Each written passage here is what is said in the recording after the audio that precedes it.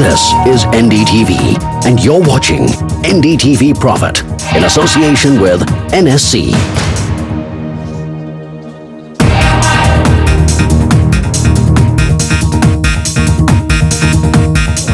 7 minutes to go into this expiry, and I think markets have settled. Expiry impact is behind. We saw that panic sort of trade coming in at 3 p.m., but now it's largely stable, 6,975. We were talking to Siddharth. He's still with us. Mayuresh Joshi, fund manager at Angel Broking, is also now joining in. Mayuresh, good afternoon. I and Siddharth were talking about the budget and the expectation from there.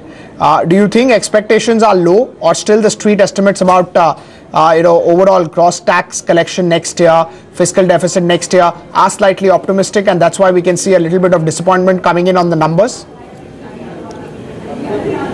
Afternoon, Pankaj. Clearly, I think the markets are going with very low key expectations from the budget.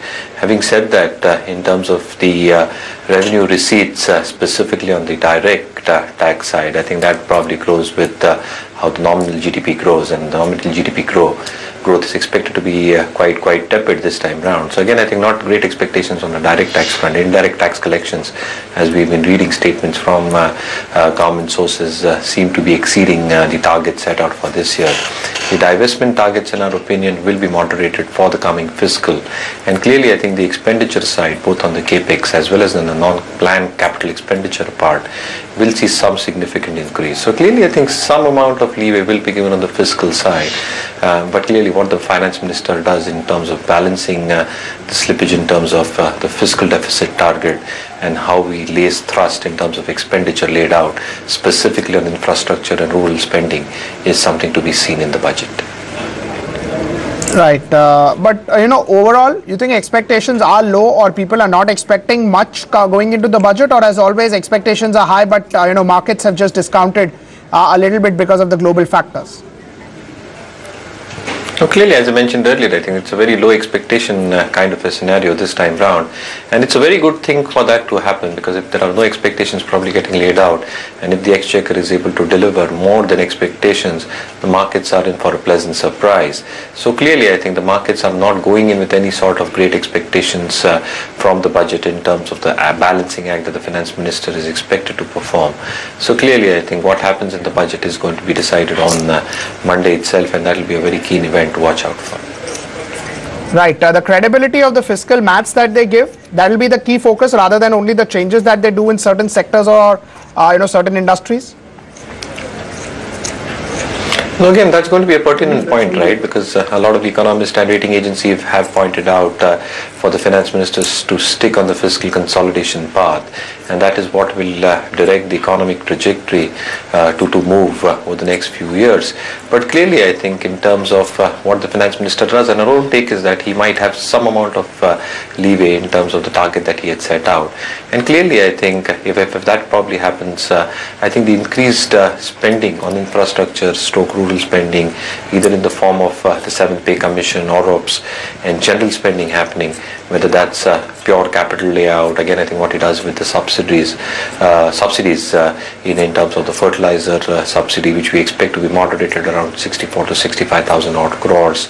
What allocation probably happens towards the food subsidy, where we're expecting around 1,36,000 odd crores.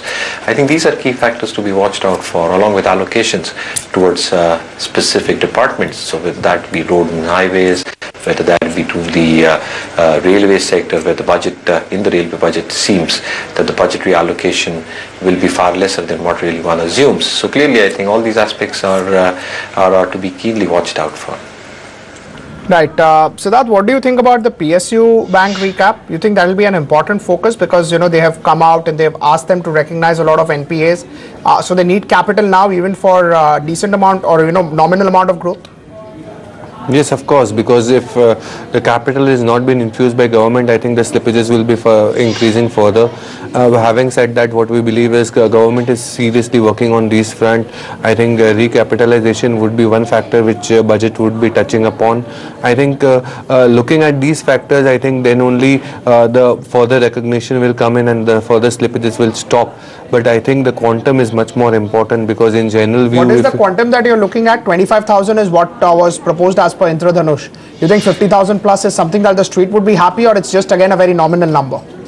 See, as per the government calculations, they're talking about 70,000 crore, whereas some agencies are talking about 3 lakh crore. I think that is too far-fetched. No, what I'm saying about the 70,000 number, 25 has already come in, 45 is yet to go, out of which 25 was expected to come in FY17.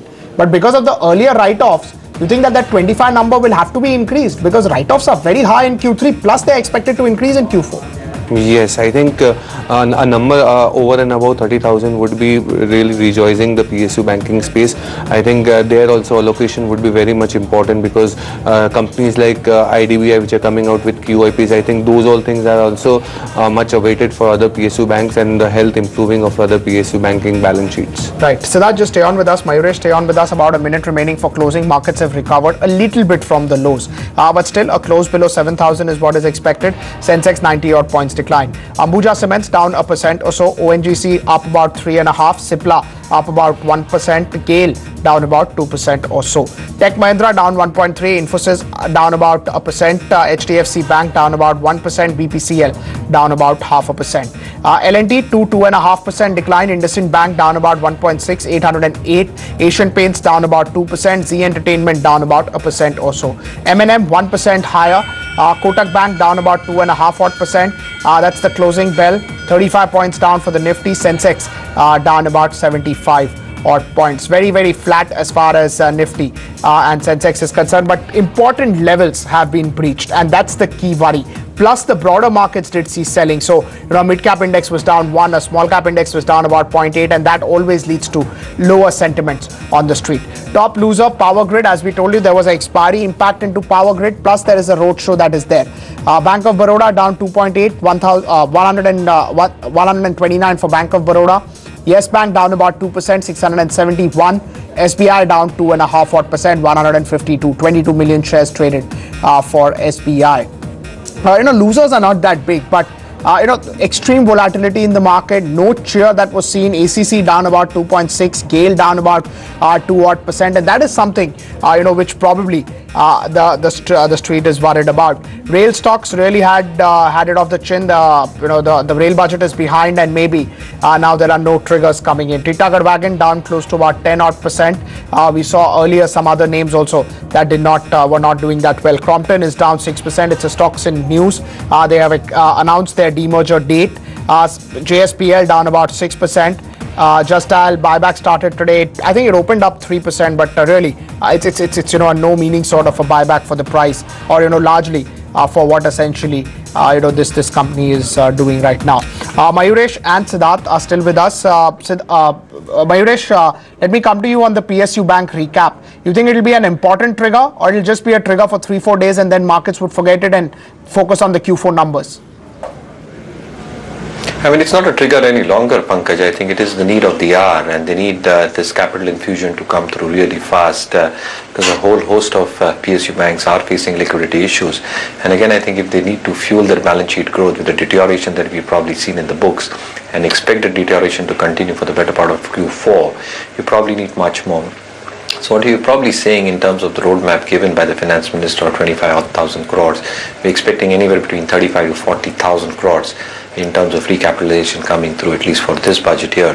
So clearly I think that is the need of the hour at this point of time. How it gets allocated, which banks get the preferential allotment, which banks probably have a merit situation in getting those funds will be keenly watched out. Right. Siddharth, in such an environment, you would be getting calls by your clients saying that, what should they buy, what should they do? Of course, prices are attractive for some of these names. But do you think it's best to stick with names like HUL, Lupin, maybe Sun Pharma? I mean, they've just weathered this storm, and it's quite remarkable.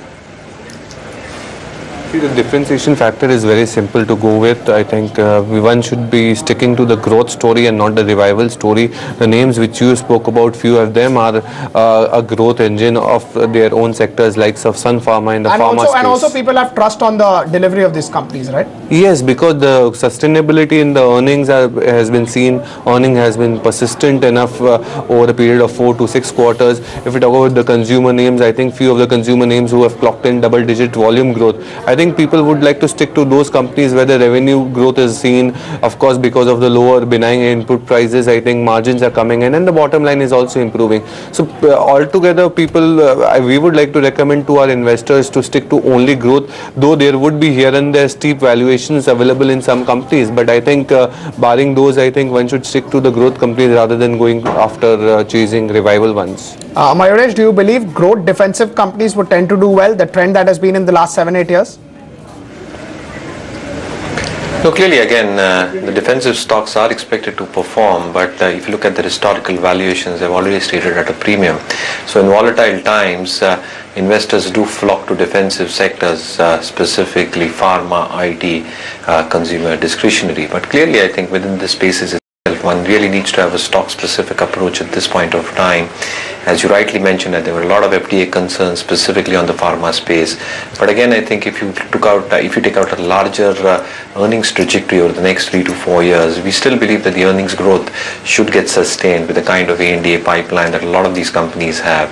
A few of the companies which did face the FDA brunt, I think a large part of that issues would largely be behind that. And a lot of pharma companies are now focusing both in terms of R&D as well as in terms of compliance for a lot of their plants. So I think that's a positive move in my opinion. So again, I think I'll be having a stock-specific approach within the pharma universe.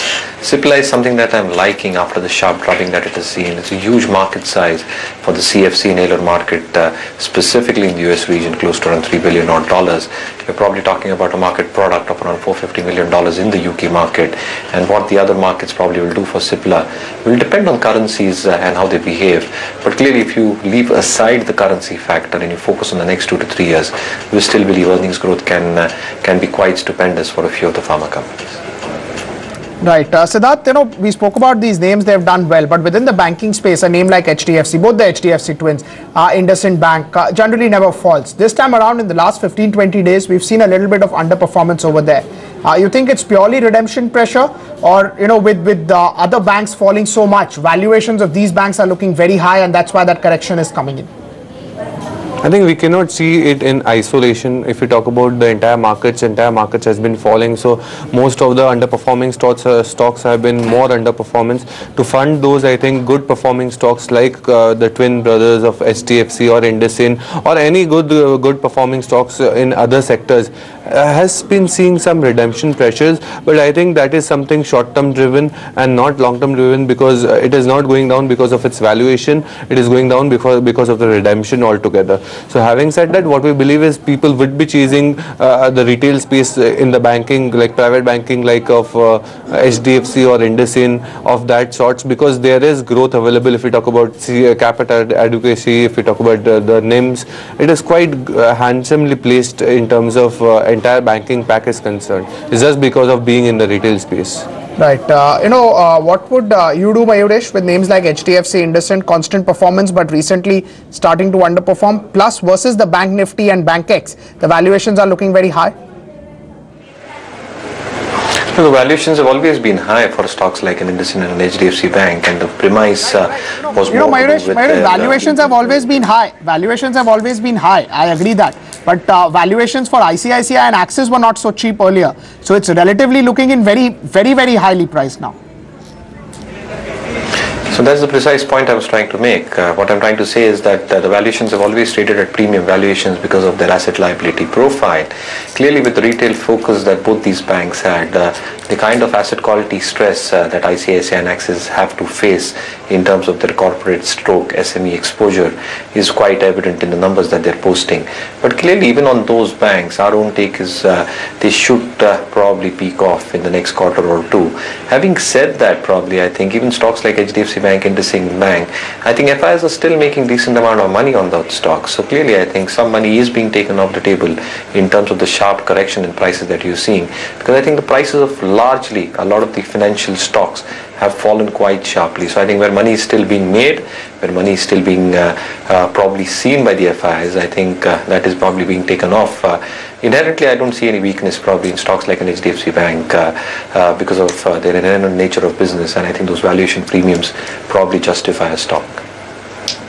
Right. Siddharth, do you think that at the last leg of the fall, we see quality also underperforming or selling? Could that be because of that people are getting extremely scared and whatever they are making money they are selling on, which means that these names come into the picture? See, again, I would be saying the same answer, that they would be funding the other asset classes where they are underperforming, or the other companies where there is real underperformance. That could be one of the reason. And the short-term underperformance is something which one should not look at. I think investor breed should be looking out if any good quality company where overall fundamentals are looking quite good.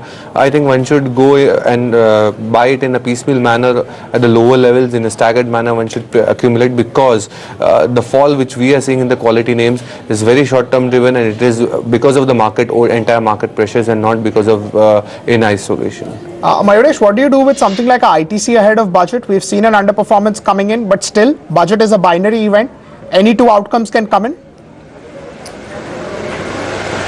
Oh, absolutely possible. And again, I think it all really depends on what kind of duties get levied and on what cigarette lengths. So I think the 64mm and the less than 64mm category is something to be watched out for, in how the excise duties pan out. So anything in excess of 14-15% is going to be taken by is going to be taken negatively by the markets.